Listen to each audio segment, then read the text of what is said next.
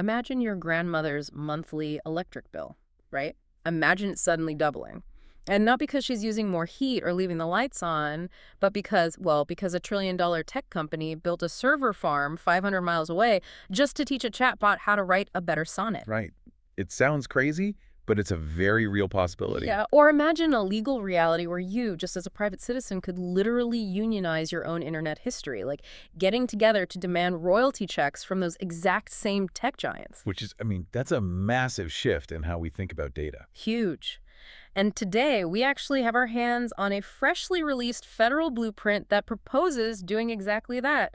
And honestly, so much more. Yeah, it's a document that fundamentally rewires the underlying logic of the American economy. The Yeah. power grid, the legal definition of human creativity, all of it. It's a lot. It is. We're looking at a landscape that is moving so fast that traditional regulatory rulebooks are basically obsolete the second they're printed. Which is exactly why we are here. Welcome to this deep dive. Today, we are stepping into the roles of your personal instructors. We're going to walk you through a highly significant and frankly incredibly dense new document. It's titled the U 3.2.26 National Policy Framework for Artificial Intelligence Legislative Recommendations. I know it's a really heavy title. Very bureaucratic. Right. But the actual weight of this document on your daily life, I mean, it cannot be overstated. This is an abstract philosophy. This is the literal mechanical roadmap for the next decade of American technology. Exactly. And our mission today is laser focused. We are going to explain this federal roadmap step by step. We're taking it one topic at a time, exploring the document exactly in its original sequence. So we're starting at Section I and working our way all the way through Section 7. All right, line by line. We're going to unpack the actual on-the-ground mechanics of what these legislative recommendations mean for your digital privacy, your wallet, your career, and the broader global dominance of the United States. But before we dive into the first section, there is a mandatory piece of context we really need to establish for you, the listener. Yes, very important. Because this is a federal policy framework, the source material contains politically charged references. Specifically, the document frequently highlights actions and initiatives taken by the Trump administration. And it explicitly mentions policy goals championed by First Lady Melania Trump. Right. And here's where we need to draw a very hard line in the sand. We are entirely neutral instructors today. Completely neutral. We are absolutely not taking any political sides. We aren't endorsing, criticizing, or advocating for the viewpoints, the administrations, or the specific policies mentioned in this document. Yeah, that is a vital distinction to make. Our sole objective here is to impartially report on the factual content provided in the source material. Right, just the facts. We're just here to help you understand the ideas it contains, the legal mechanisms it proposes, the economic logic behind it, completely free of any partisan lens. You can just think of us as your impartial tour guides through the machinery of federal policy. I love that, impartial tour guides. So let's open the document and begin exactly where the framework begins, Section 1. And it starts not with, military servers or stock market algorithms, but with the most vulnerable end users of artificial intelligence, children. Yeah, it's a very deliberate and telling starting point, I think. It really is. The framework leads with this non-negotiable demand. AI platforms must actively protect children from harm while simultaneously giving parents ultimate cryptographic control over their children's digital upbringing. Okay, let's unpack the mechanics of this because the document highlights a specific piece of legislation. It's called the Take It Down Act. Right. And it notes this as a key initiative of First Lady Melania Trump. The stated goal here is to protect children, and adult victims for that matter, from deepfake abuse. Now, for the listener who hears the word deepfake and just thinks of, I don't know, those goofy synthesized videos of historical figures singing pop songs on social media. Right, the meme videos. Exactly. How is this policy actually defining and attacking the darker, weaponized side of this technology? Well, to understand the policy, you have to understand how the technology has just fundamentally mutated. A deepfake is no longer some harmless party trick that requires millions of dollars of Hollywood CGI equipment. Right. Anyone can do it now. Exactly. It's the use of generative adversarial networks. That's a type of AI. And it mathematically maps a real person's face or body onto a synthetic image or video. Wow. And what the framework is highlighting is the malicious use of this tech. We're talking about the mass generation of non-consensual, explicit material, severe, hyper-realistic bullying, extortion, things like that. So it's basically the democratization of digital forgery. Yes. Like anyone with a laptop can now forge a video of someone doing something they never actually did. Exactly. Yeah. And the framework is pointing to the Take It Down Act as the structural foundation for demanding that platforms have immediate, legally binding mechanisms to swiftly remove this abusive AI-generated content. So it's shifting the burden, right? Completely. The victim shouldn't have to spend 6 months in court trying to get a fake image of themselves scrubbed from a search engine. The platform must have a mechanism to take it down instantly upon verification. That makes total sense. But the framework doesn't just want to clean up the mess after the damage is done, right? It proposes building a defensive wall on the front end. Right, proactive measures. Yeah. The document demands giving parents robust tools to manage privacy settings, control screen time, filter content exposure. And here is the phrase that really caught my eye. It proposes age assurance requirements. Yes. Age assurance. It specifically mentions something called parental attestation for AI platforms that minors are likely to access. And this is where the engineering really meets the law, because age assurance is a massive technical headache. Well, let me play devil's advocate here for a second, because I see a glaring contradiction in the text. The framework says platforms must have age assurance to prove a user is old enough to use the AI. But in the very same section, it explicitly affirms that existing child privacy protections, meaning strict limits on data collection and targeted advertising, those still completely apply. Yes, they do. So if a platform is legally required to verify that my kid is, say, under or over 13, don't they inherently have to collect a massive amount of surveillance data on my kid just to prove it? That's the problem, man. Like, how do you build an age assurance system without breaking the rule against data collection? Well, you've just identified the ultimate catch-22 of digital privacy. Right. It seems impossible. It is. If you tell an AI company, you must mathematically prove this user is over 13, but you are strictly forbidden from collecting biometric data, web history, or identifying information on anyone under 13, I mean, you've given them an impossible task under traditional web architecture. So how does the framework actually propose they thread that needle? By utilizing what they call commercially reasonable privacy protective measures. And these heavily rely on that concept of parental attestation. So instead of the AI company building a massive centralized database of teenagers' faces or tracking their web searches to guess their age algorithmically. Which would be a privacy nightmare. Absolute nightmare. So instead, the system pushes the verification to the edge. It relies on a localized digital notary system. Okay, walk me through what that actually looks like for the listener sitting at home, like functionally. Think of it this way. You want to unlock a specific AI feature for your child. Instead of your child uploading their ID to the AI company's servers, the AI company's software asks your local device, your smartphone, to verify. Oh, interesting. Right. So you, the parent, use your Face ID or your fingerprint on your own phone to unlock a cryptographic token. Your phone essentially acts as a legal notary. It sends a simple encrypted message to the AI server that basically just says, a legally responsible adult has verified this account. So it's just a binary yes or no sent to the cloud. Exactly. The AI company never gets my child the name, they don't get my child's face, and they don't even get my face. They just get a mathematical thumbs up for my device.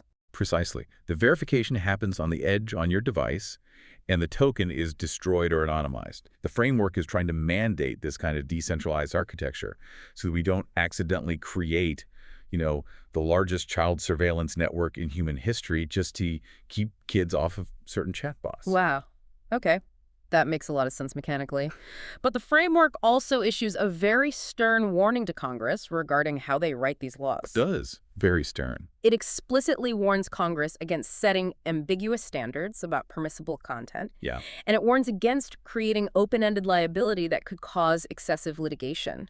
Why is it so focused on the precise wording of the law? Like, why does open-ended liability terrify tech developers so much that it warrants a specific call-out in a federal framework? Well, because ambiguous liability is the single fastest way to completely freeze technological innovation. How so? Let's look at the mechanics of civil litigation. If Congress writes a law that says AI platforms must ensure their models never generate anything harmful to a child, without strictly scientifically defining what the word harmful actually means, an AI developer faces an existential threat. Because harmful is entirely subjective. Exactly. I mean, let's run a hypothetical. Imagine a high school student uses a completely benign text-generating AI to help brainstorm ideas for a history essay. Okay. The AI suggests a topic, the student writes the paper, but the essay gets a failing grade. The student becomes severely depressed, feels intense emotional distress over the failure. Under a vaguely worded do no harm law, the parents of that student could theoretically hire a lawyer and sue the AI company for millions of dollars, claiming the AI suggestion was the root cause of the emotional harm. Oh, wow. And even if the AI company wins that lawsuit eventually, the cost of defending thousands of those frivolous lawsuits would just bankrupt them. Yes, the sheer threat of open-ended, ambiguous liability creates a massive chilling effect. To avoid being sued into oblivion, companies will simply refuse to release the product to the public at all. They'll just lock the technology away. Right. So the framework is trying to tell Congress, look, yes, protect the kids with high walls, but write the dimensions of those walls with extreme mathematical precision so you don't accidentally outlaw the existence of the technology itself. That's a really fine line to walk, but the document is also careful to ensure that state and local police aren't handcuffed by this federal precision, right? It notes that states can still enforce their general criminal laws against child sexual abuse material, even if that material is synthetically generated by an AI. Yeah, that is a crucial legal distinction. The framework is drawing a jurisdictional line. It's saying we want a unified federal standard for how the AI software operates and how it's built. But a crime is still a crime. If a human being uses a piece of software to generate illegal, exploitative material, the state's traditional police powers to kick down a door and prosecute that human being remain completely intact. The tool doesn't grant you immunity from criminal law. Okay, so we've built the child-proof gate, we've established the digital protections, but these AI systems aren't just floating in some invisible, ethereal cloud.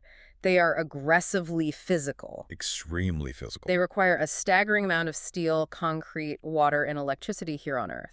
If we are protecting the users in Section 9, we have to protect the physical environment they live in next.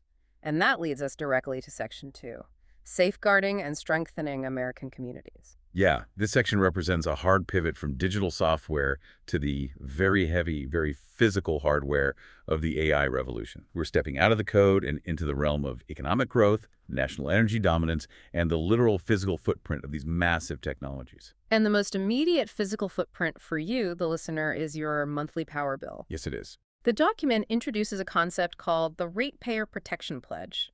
The stated goal here is to ensure that residential electricity costs don't suddenly spike just because a new AI data center moves into the state.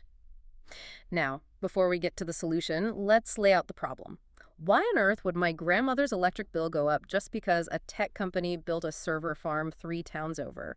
How does grid economics actually work? So, to understand the Ratepayer Protection Pledge, we have to look at how public utilities are structured. For over a century, public utilities have operated under a system called rate basing. Utilities are heavily regulated monopolies, and they're generally guaranteed a specific return on their capital expenditures. Meaning, if they build new infrastructure, they are legally allowed to make a profit on it. Yes, but to pay for that new infrastructure, they spread the cost across every single customer, every ratepayer in their territory. Oh, I see where this is going. Right. Now enter the modern AI data center. These are not normal office buildings. Training advanced AI models requires tens of thousands of specialized processors running at maximum capacity 247.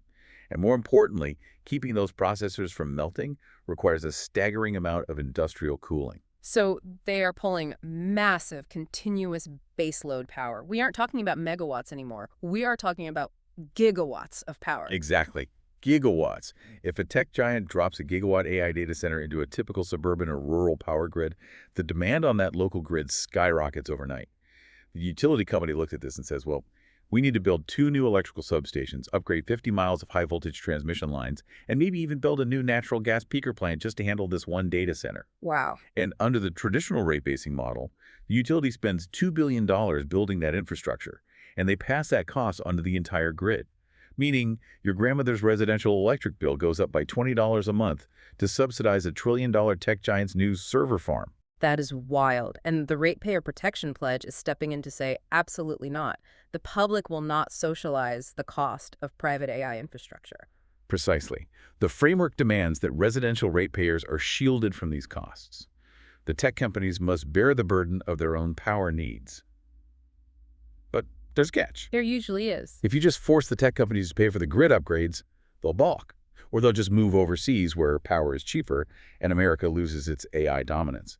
So the framework proposes this fascinating, aggressive compromise, streamlining federal permitting so AI developers can build what is called behind-the-meter power generation. Okay, behind the meter. Let me make sure I'm visualizing this mechanically. When we say behind the meter, we mean the AI company isn't actually plugging their data center into the public utility grid at all. They aren't pulling power through the town's electric meter. They're effectively building their own private power plant right next door to the server farm. That's exactly what it means, and the engineering implications are massive. I bet. Whether it's a dedicated 500-acre solar field with industrial battery storage, a private geothermal tap, or, as is becoming increasingly likely, next-generation small modular nuclear reactors, the power is generated on-site.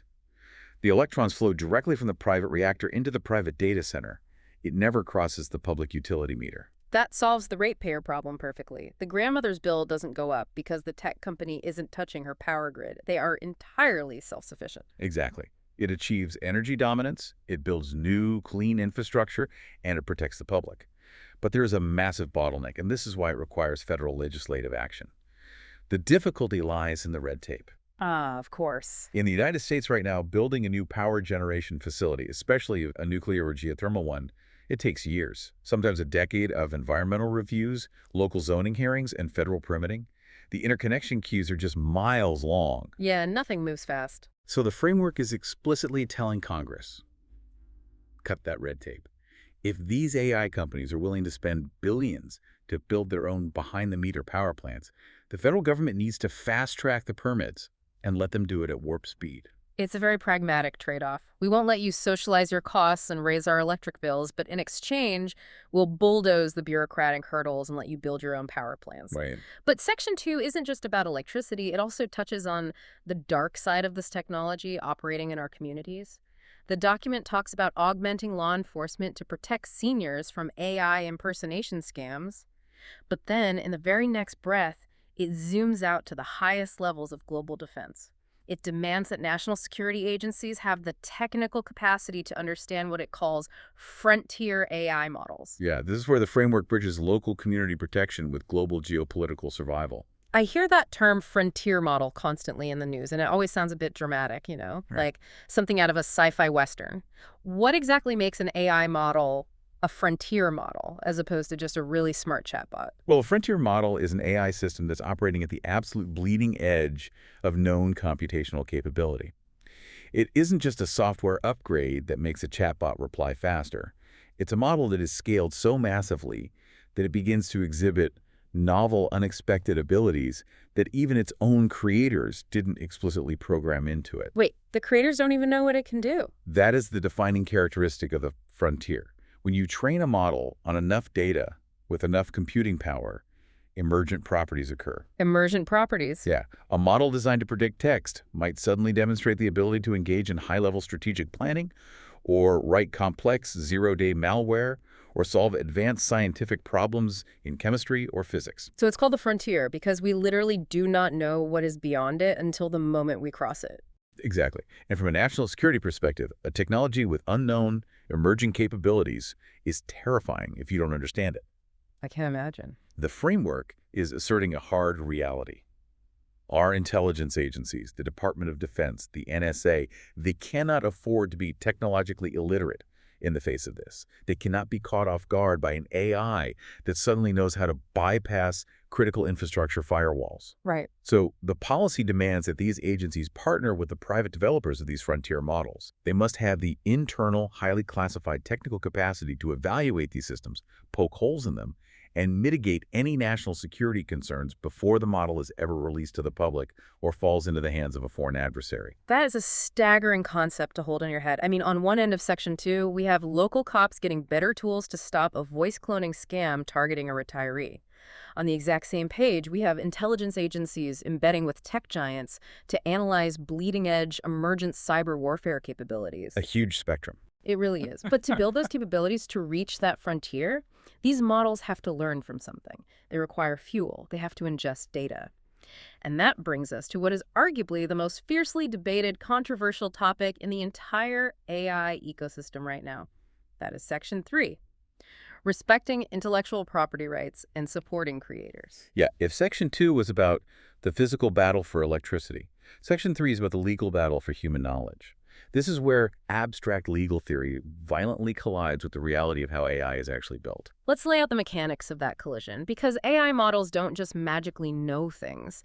They learn by ingesting billions, sometimes trillions, of pages of text, images, lines of code, and audio from the open internet. Right. And a vast, immeasurable amount of that material is copyrighted by human beings. Every novel, every news article, every illustration uploaded to a portfolio site.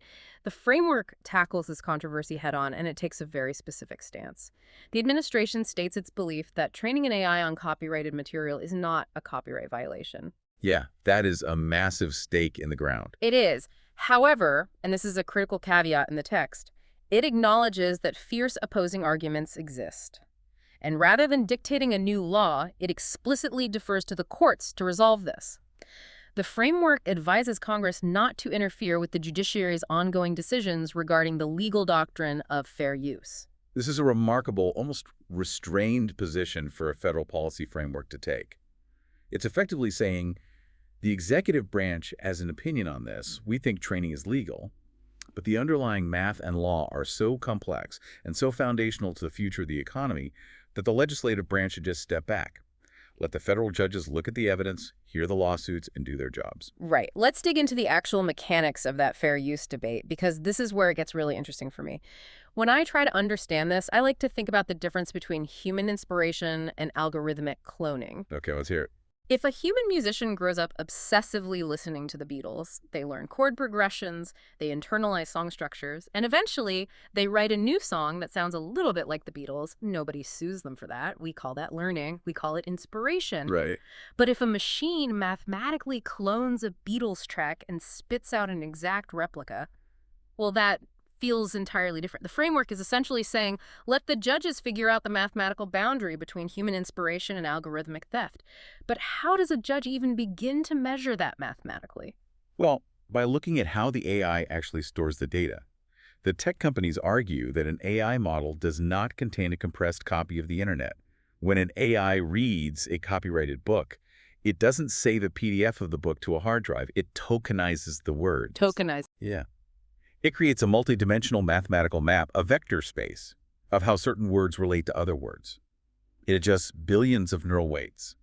The tech companies argue to the judges, we didn't copy the book. We extracted mathematical facts about language from the book, which is entirely transformative and therefore protected under fair use. But the authors and artists argue the exact opposite. They say, you couldn't have built your billion-dollar mathematical map without ingesting our specific copyrighted labor for free. You strip-mined our life's work to build a machine that now competes with us. Exactly. Does the AI transform the original work enough to be considered a net new creation, or is it just an incredibly sophisticated automated plagiarism machine? That's a fair use math the courts have to solve. Right. But the framework doesn't just leave creators stranded on an island waiting 5 years for a Supreme Court decision. It proposes a very proactive, parallel economic solution. It suggests Congress enable licensing frameworks or collective rights systems for rights holders to negotiate compensation. And crucially, it says they should do this without incurring antitrust liability. Okay, let's hit pause right there. This raises a really important question for me, because whenever I hear the phrase antitrust liability, I think of like Teddy Roosevelt breaking up railroad monopolies in the 1900s. My eyes usually glaze over. What does waiving antitrust liability actually do for a modern-day freelance graphic designer or a sci-fi novelist? To understand the power of this waiver, we have to look at the mechanics of leverage and monopsony power. Normally, antitrust laws exist to prevent price fixing. Right. If every independent freelance author in America got together in a secret room and said, we all agree to withhold our books from the market unless publisher X pays us exactly this inflated rate, the Federal Trade Commission would sue them. They'd be engaging in an illegal cartel to control a market. Ah, okay. So the law usually prevents independent contractors from colluding. Right. But an individual, independent author has absolutely zero economic leverage against a $3 trillion AI company. If one author says, pay me for my data, the AI company just ignores them and trains on a million other books. By suggesting Congress waive antitrust liability in this specific context, the framework is attempting to balance the scales. It's allowing creators to legally unionize their data. That is a fascinating concept, unionizing your data. It allows authors, musicians, and visual artists to form a massive collective, pool their copyrights into a single entity, and say to the AI giants, if you want access to this highly curated, high-quality data to train your frontier model, you must negotiate with all of us at once, and you will pay a blanket licensing fee. That is massive. It hands human creators a tool for collective bargaining in the digital age. It creates a mechanism for a market solution. But the framework is also very careful to state that Congress shouldn't dictate when this licensing is required, just that the mechanism for doing it should be completely legal. Exactly. It leaves the free market to negotiate the actual dollar amounts and terms. But the framework goes even deeper into protecting the individual. Beyond just the data you create, it addresses the data that is you. Okay. It proposes strict federal protection against the unauthorized AI generation of digital replicas. We are talking about the synthetic cloning of your voice, your physical likeness, and your identifiable attributes. So under this framework, no one can use an AI to generate a fake podcast episode with my exact voice without my explicit permission and compensation. Generally speaking, yes. Yeah. The core principle is that you own the rights to your own digital identity. But here is the constitutional tightrope walk the document performs. The framework insists on fierce First Amendment exceptions to this rule. Of course. It explicitly states there must be clear, unassailable exceptions for parody, satire, news reporting, and other protected expressive works. It warns Congress to prevent people, especially public figures, from using this digital replica protection as a weapon to stifle free speech online. So let's run a scenario. If a late-night comedy show uses an AI to generate a ridiculous, highly exaggerated, clearly fake video of a politician dancing just for a joke, well, that is protected satire. The politician cannot invoke this new federal framework to claim their digital replica was stolen in order to sue the comedy show and censor the joke. That is exactly the boundary the framework is setting. The protection of a person's digital likeness cannot become a backdoor tool for censorship. You own the commercial rights to your face and your voice, but you do not own immunity from being mocked, criticized, or reported on in a free and open society. The First Amendment trumps the right to publicity. Which provides us with a flawless transition. If we are discussing the First Amendment, the boundaries of free speech, and the fear of censorship, we have to look at how the government itself interacts with these AI platforms. Absolutely. The document doesn't just address private censorship. It explicitly addresses the threat of state-sponsored intervention in AI outputs. That foundational question is exactly what Section 4 tackles, preventing censorship and protecting free speech. This section might be relatively brief in terms of word count in the document, but it carries profound constitutional weight. It dictates that Congress must take action to prevent the United States government from coercing technology providers to ban, compel, or alter content based on partisan or ideological agendas. The text says Americans should have an effective means to seek redress from the federal government if agencies try to censor expression on AI platforms. So let's ground this in reality. What does this actually mean for you, the listener, when you open up an app and ask an AI a politically sensitive question about an election or a controversial scientific topic? Right. How does seeking redress actually look in practice? Can a regular citizen really drag the federal government into court over an AI chatbot's answer? To truly grasp the mechanics of this, we have to look at the historical context of government and tech relations. Specifically, a legal concept often referred to as job owning. Job owning. Yeah. The First Amendment is very clear. It prevents the government from censoring your speech. But a private AI company, like the company making the chatbot, is not the government. They are a private corporation. They can legally restrict, moderate, or ban whatever they want on their own private servers. Their house, their rules. If they don't want certain political discussions on their app, they can block them. Exactly. However, the legal gray area arises when the government gets involved behind closed doors. If a federal agency, say, the FBI or a health department, calls up the executives at that private AI company and says, "We think the way your AI answers questions about this specific political topic is dangerous to our agenda. You should really tweak your algorithm to suppress those answers. And by the way, if you don't, we might just have to launch a massive regulatory investigation into your business practices." That is coercion. It is the absolute definition of proxy censorship. The government is using the private company's terms of service as a proxy weapon to bypass the First Amendment and censor lawful speech. They are doing indirectly what the Constitution strictly forbids them from doing directly. And this framework is attempting to drop a concrete bunker around the AI companies to stop that. Precisely. This framework attempts to build an impenetrable legal firewall between federal agencies and AI algorithms. It fundamentally frames generative AI as a modern public square, a vital infrastructure for human communication that must remain entirely free from state-sponsored ideological steering. And what about that redress mechanism? Right. As for the mechanism of seeking redress, the framework is suggesting Congress create a clear, dedicated legal pathway.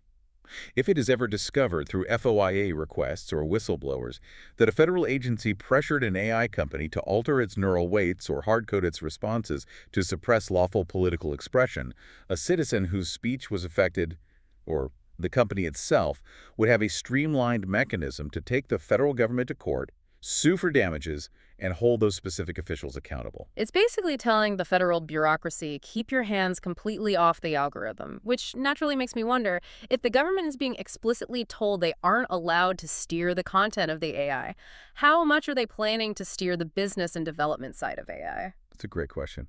Well, Section V reveals a surprisingly hands-off, aggressively free market approach there as well.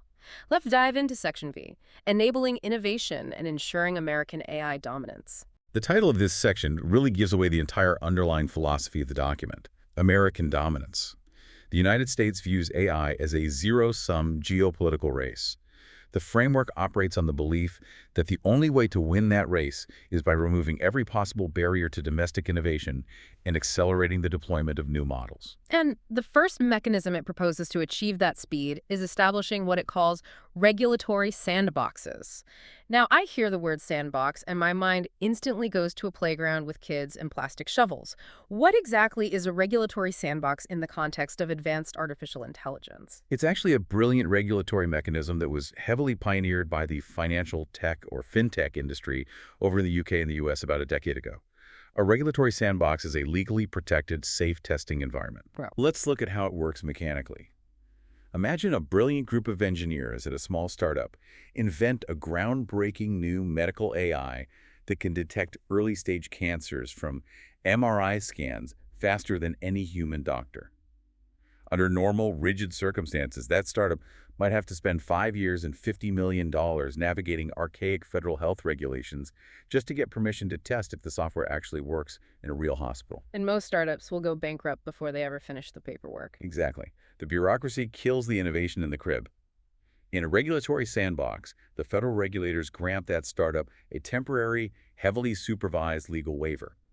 The company is allowed to deploy their AI in a limited, tightly controlled real-world setting, say one specific hospital network with informed patients.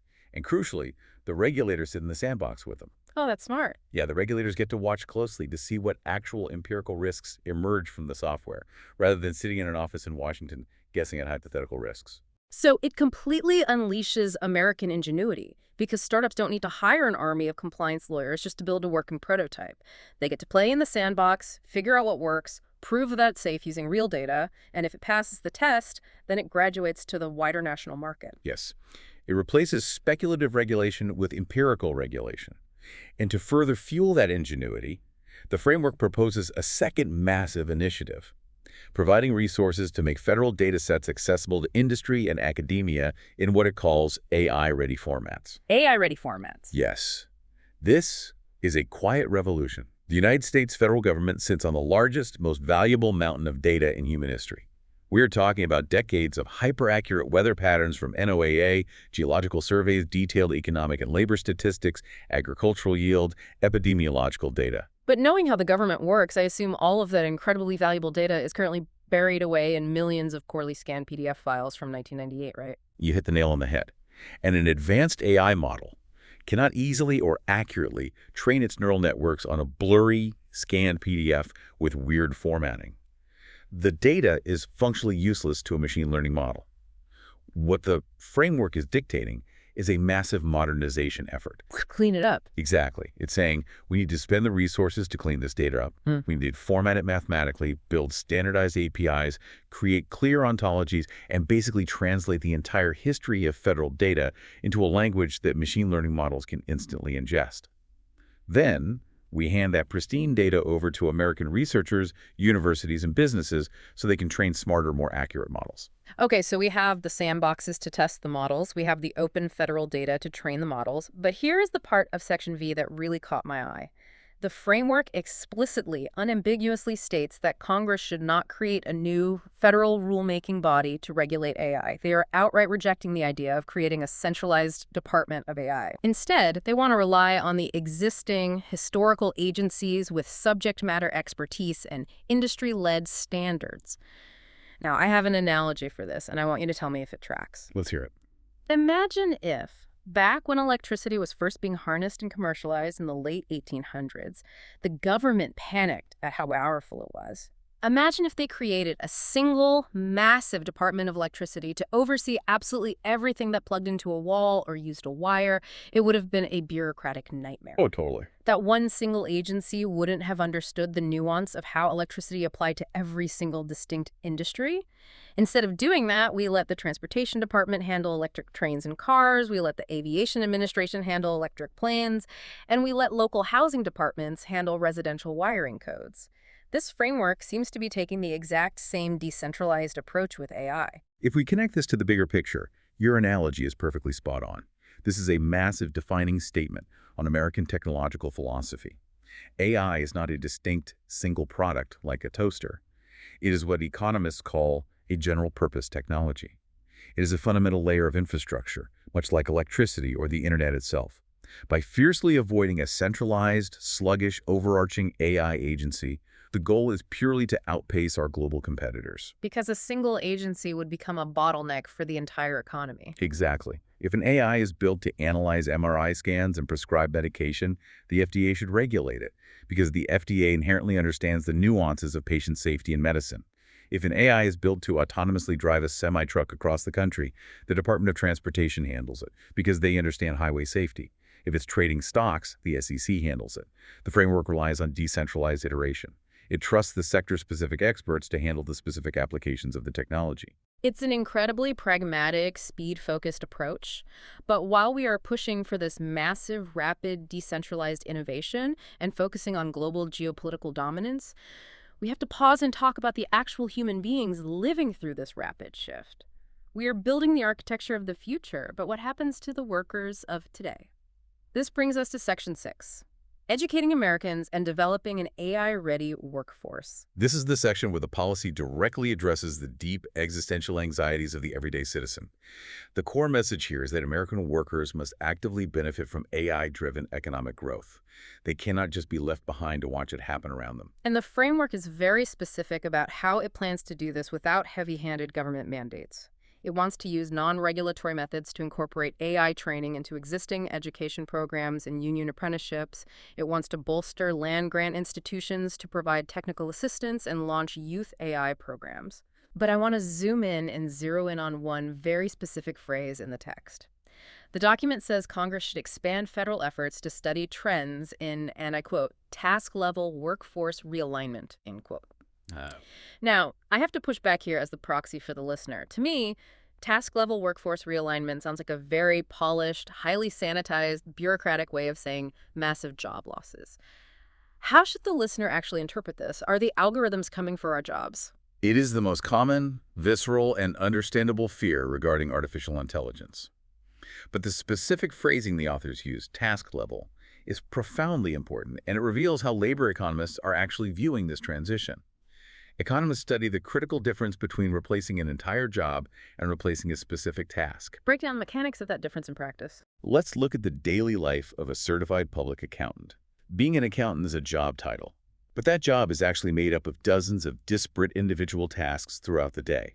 Task 1, reading through new tax code updates. Task 2, manually entering data from physical receipts into a spreadsheet.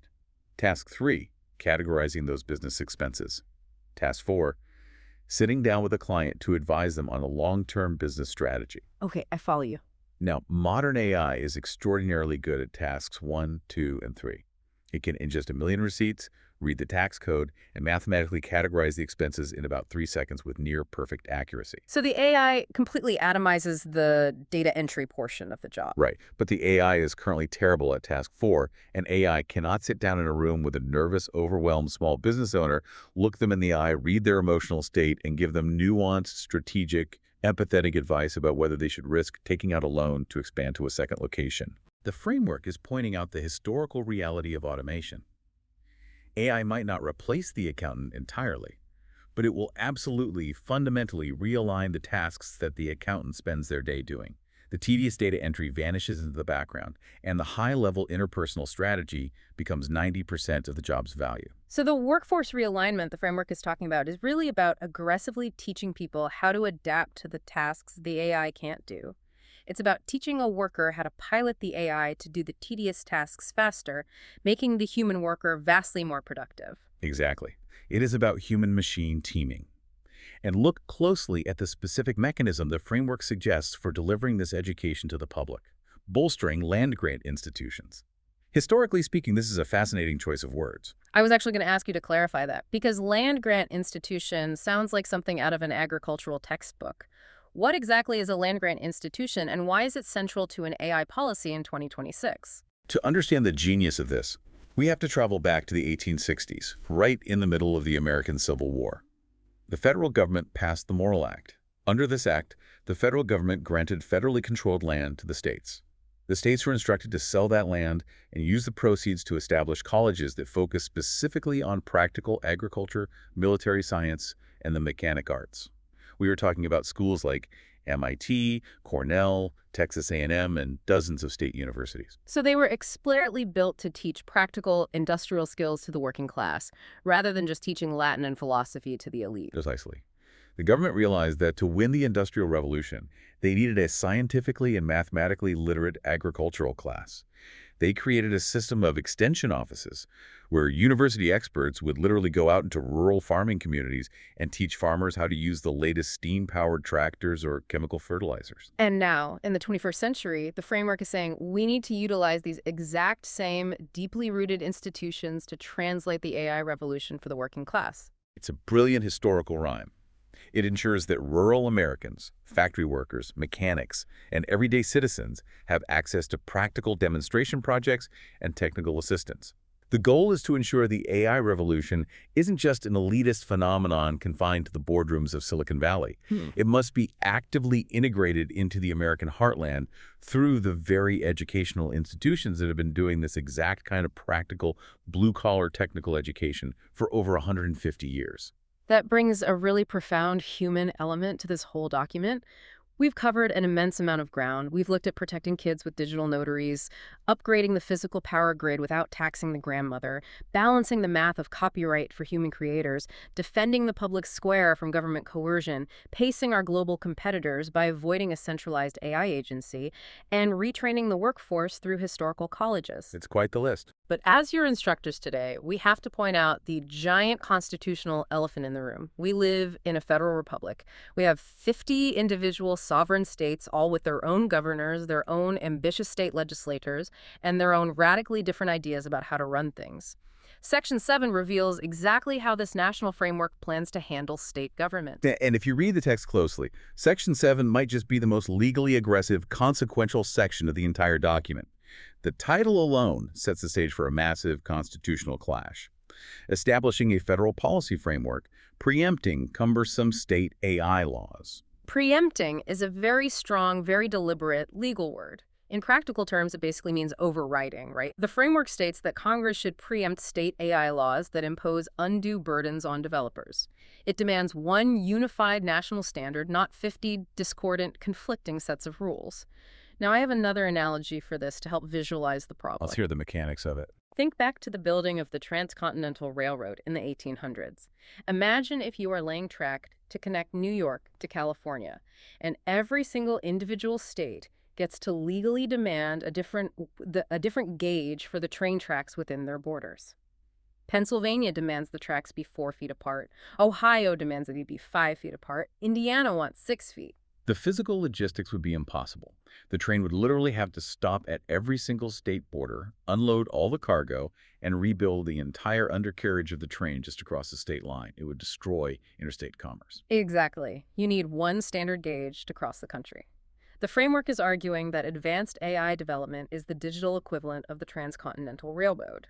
You cannot have California demanding one specific set of algorithmic testing protocols, Texas demanding a totally different set of transparency reports, and Florida demanding a third distinct set of rules. An AI model doesn't sit in a physical warehouse in one state, it exists in the cloud. It inherently crosses state lines the exact millisecond it is turned on. That is the exact legal justification the framework uses, relying on the concept of the Dormant Commerce Clause. It explicitly states that individual states should not be permitted to regulate the development of AI because AI is an inherently interstate phenomenon that carries massive, unified foreign policy and national security implications. You simply cannot maintain global geopolitical AI dominance if your top American developers are bogged down trying to comply with a patchwork of 50 conflicting, contradictory state-level regulations. The compliance costs alone would kill the industry. But the framework isn't totally stripping the states of their sovereignty, is it? The document is careful to say it respects federalism. It explicitly notes that states retain what are called their traditional police powers. So, just like we discussed back in Section I regarding children, if a bad actor in a state uses an AI to commit wire fraud or generate exploitive material or scam a local consumer, the state police and the state attorney general can still kick down their door and prosecute them under existing criminal law. Yes, the criminal code remains completely intact. And states also retain total control over the physical reality of their communities through zoning laws. A state or a town still gets to decide where a massive AI data center can physically be built or how it affects local water supplies. Furthermore, states completely control their own procurement rules, meaning the state legislature gets to dictate exactly what AI software their own police departments, state agencies, or public schools are legally allowed to buy and use. But there is one final, incredibly massive legal shield in Section 7 that we absolutely need to highlight because it mirrors one of the most famous laws in internet history. The framework dictates that states, and I'm quoting directly here, should not be permitted to penalize AI developers for a third party's unlawful conduct involving their models, unquote. This is arguably the most foundational bedrock protection offered to the tech industry in this entire framework. It is an expansion of the logic we discussed earlier regarding ambiguous liability, but applied directly as a shield against state law. Let's break down the basic legal concept. If I go to a local hardware store, I buy a standard hammer, and I maliciously use that hammer to hit someone, the state can absolutely arrest me for assault. But the state and the victim cannot sue the company that manufactured the hammer. The toolmaker is not liable for the crimes of the user. That is the core philosophy. Applied to AI, if a malicious user utilizes an open-source AI language model to write a highly persuasive, customized phishing email, and they successfully scam an elderly person out of their life savings, the state can and should aggressively prosecute the scammer. But the framework argues the state cannot allow lawsuits against the AI company that built the language model in the first place. This reminds me intensely of Section 230 of the Communications Decency Act from 1996, which famously protected early internet platforms like message boards and social media from being sued into oblivion for the illegal things their users posted. It's a very similar, highly calculated legal philosophy, adapted for the era of generative AI. Back in the 90s, the government realized that if you hold a platform strictly liable for user actions, you get no user-generated internet. Today, the framework recognizes that an AI model is a general-purpose tool with millions of potential uses. If developers are held strictly financially liable every single time a bad actor misuses that tool, the financial risk becomes literally infinite. The framework is making a calculated geopolitical bet. Shielding American AI developers from third-party liability is absolutely necessary. It is the only way to ensure the United States maintains its global technological dominance without its domestic innovators being crushed under an avalanche of state-level lawsuits. Wow, okay, we have covered a truly massive amount of ground today.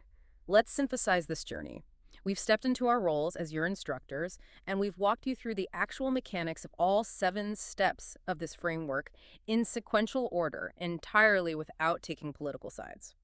For you, the listener, whether you are sitting at home, walking the dog, or driving in your car, I want you to realize that this document is not just dry, abstract legislative text. It represents the literal blueprint for the next decade of American life. It really does. It maps out the mechanics of how your children's digital privacy will be protected via cryptography, how your residential electricity bill will be insulated from the massive power demands of data centers, how the creative work you produce might be collectively licensed, how your free speech is legally firewalled from government pressure, how your daily tasks as work are going to evolve, and how the federal government plans to shield this entire industry from state-level legal chaos. It is a comprehensive, highly aggressive push to balance extreme technological innovation and global dominance with the fundamental constitutional rights of the American citizen. But before we let you go, we always like to leave you with something to chew on. Something that builds on the mechanics of everything we've talked about today, but pushes the implications just a little bit further into the unknown. Lay it on us. I want to circle back to Section V, where the framework insists on not creating a new, centralized AI agency. The logic is sound. Rely on existing sector-specific agencies. Let the FDA handle medicine, let the Department of Transportation handle vehicles, let the SEC handle finance. But I want you to consider the fundamental nature of artificial intelligence as a convergence technology. What happens when an AI system becomes so advanced, so securely embedded at the frontier, that it begins to operate across all those historical sectors simultaneously? What do you mean by simultaneous? Imagine an autonomous AI system that invents a novel chemical compound for a life-saving drug. That's the FDA's jurisdiction. But then the AI autonomously designs the commercial marketing campaign for it. That's the FTC's jurisdiction. And finally, the AI directly pilots the automated delivery drone that brings the drug to your pharmacy. That's the DOT and the FAA. If the technology is actively falling between the cracks of our historical, legally siloed agencies, who regulates the spaces in between?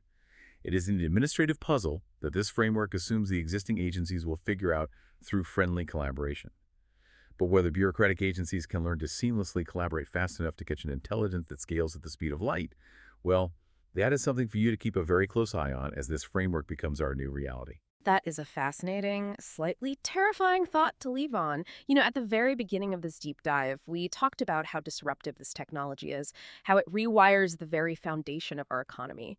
What we've seen today is that the regulatory blueprint for AI isn't written in static ink. It's written in highly adaptable code, and it is going to require all of us parents, creators, workers, and citizens to actively understand these mechanics and participate in shaping the future.